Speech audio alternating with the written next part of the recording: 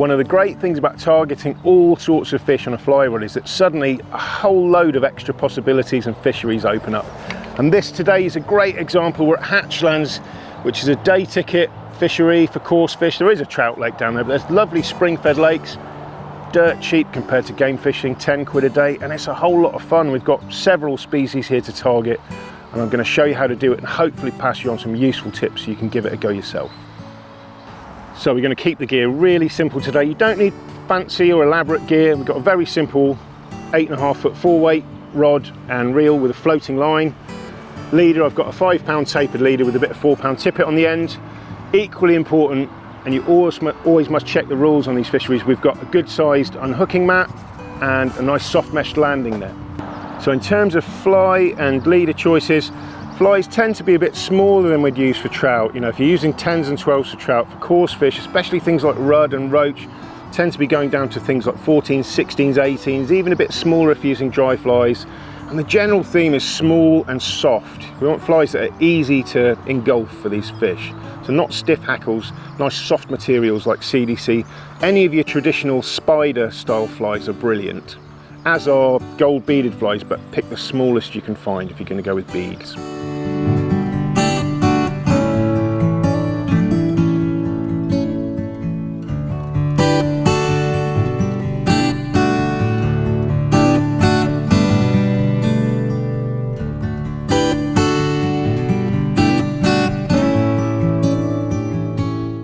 So one of the real keys to this is casting really gently. That's where a 3 or a 4 weight is much better than say a 7. We can get the fly to land really gently in front of the fish, and often with coarse fish we're not pulling it around trying to get them to chase. They're not as aggressive as trout or predatory fish. A lot of the time we're not retrieving at all. In fact, we're just trying to get the fly to land really gently in front of a fish and just letting the fish take the fly, not doing anything more than that. Just been trying to land one on the nose of one of these carp here. The trouble is the angle is really not very nice with the bushes, so always looking around the fishery to see where the casting space is, and obviously if you can practice your roll and side casting, that will also help you when it gets really sticky. But I'm going to be using my feet a lot today, and the chances are I'll be making not that many straight overhead casts. I'll be doing a lot of tricky little casts. Probably also for that reason that I'm not using a very long rod today. I did have my on a 10 footer, but I think it's probably wiser to go a bit shorter with all the tree cover here. And a lot of the time with these, whoa, oh, missed that one. A lot of the time with these coarse fish, if they're around the surface, we're not seeing the takes directly. A lot of it is, if you like, educated guesswork. If I see a fish tilt or the lips gobble or turn, and it's a fair chance it's taking my fly, but don't always expect to see the fish take the fly. And in fact, if they were deeper or the water was murkier, we'd probably be putting a tiny indicator on the line, just a blob of floating putty or a tiny little stick-on indicator just to help us. And you're not letting these bites develop, you have to hit them right away when it's small fish like roach and rudd. They're very quick on the take.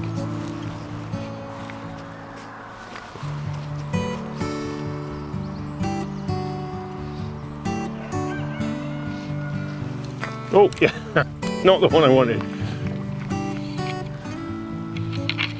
Whee!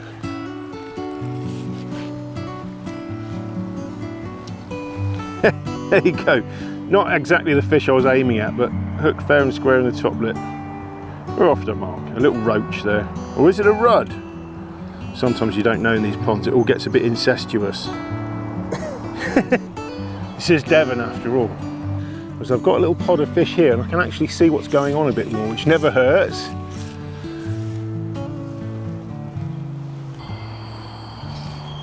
Oh, that was close. Oh, damn it. In and out. You do have to be quick with these silverfish. Flies in and out in a blink of an eye.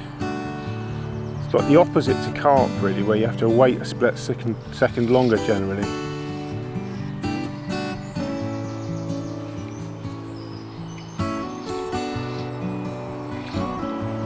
Oops.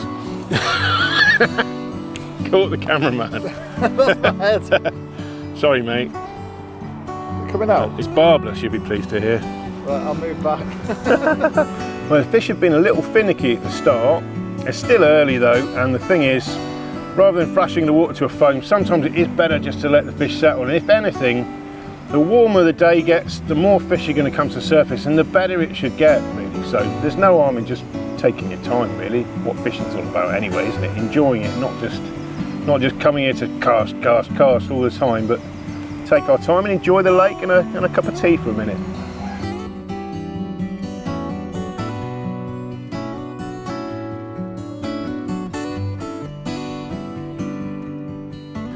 Well, these fish are proving really tricky. We've been here a couple of hours now.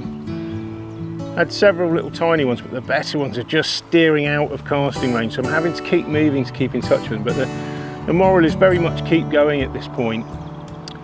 You know, some of the time with fly fishing, of course, if people think like, oh, do you need to loose feed or use maggot imitations or bread imitations to do it? And like, the answer is, the short answer is yes, it works, but it's a little bit pointless, to be honest. If I start introducing bait now, I'm kind of defeating the object of what I'm trying to do, which is to trick the fish into thinking that what I'm presenting is a natural something that's hatched from the lake. So I'd always advise people to persevere there. You know, yep, it's good fun to play carp or whatever on a rod and feed bait, but it's not really quite the same challenge. You know, it might be slower fishing, but our aim really is to try and solve that puzzle here, not to, you know, in this age of everything right here, right now, it's like a bit alien to some folks maybe, but the aim is very much to solve the puzzle and work our way around it. So we're going to keep going. No bait.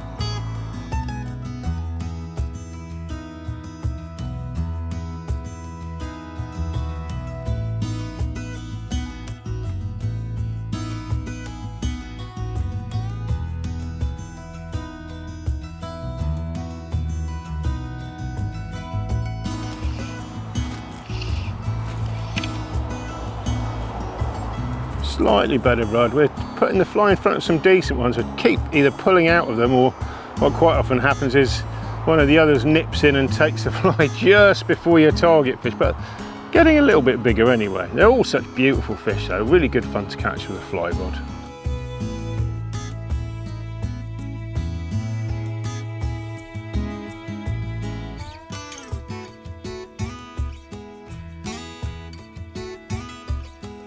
There you go, slightly better rud for you. They've been really awkward, just on the very edge of capable sort of casting range here with all these trees, yeah, predictable really. Slow, very slow sinking, small black spiders done the job. No retrieve at all, just land the fly gently by it, and if the fish wants it, they'll normally do the rest.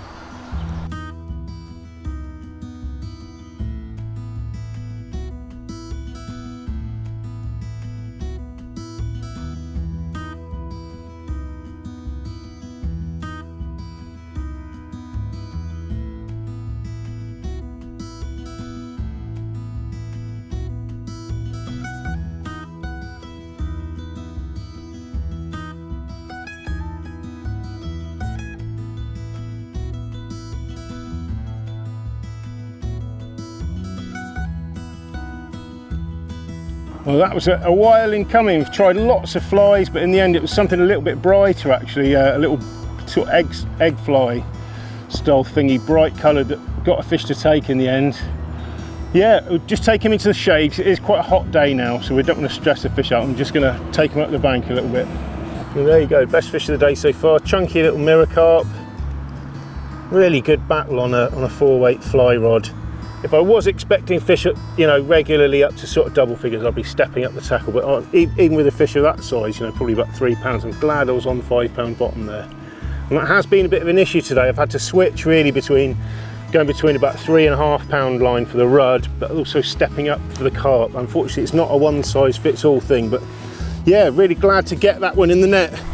Well, that's been a fun, if slightly frustrating afternoon. It's been a bit like one of those games of football where your team has about 24 chances but only scores 1 goal. I've had it in and out of the mouth of lots of fish. The one thing that really strikes you today is how quick you have to be on the draw.